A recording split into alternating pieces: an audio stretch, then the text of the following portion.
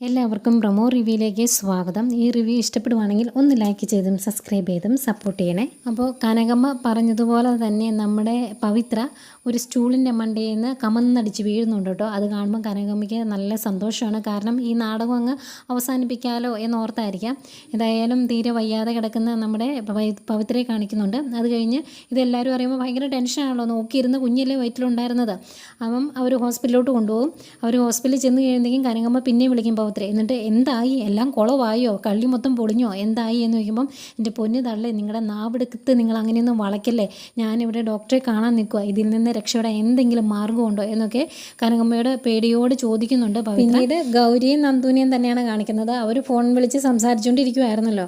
അന്നേരം ഗൗരി പറയുന്നുണ്ട്, ഇനി നിനക്കും എനിക്കും വേറെ വേറെ പപ്പയല്ല, നമുക്ക് രണ്ടുപേർക്കും ഒരു പപ്പയാണ്, നീ എൻ്റെ ബ്രദറും ഞാൻ നിൻ്റെ സിസ്റ്ററുമാണ് എന്നൊക്കെ പറയുമ്പോൾ നന്ദുവിനും ഭയങ്കര സന്തോഷമാണ്.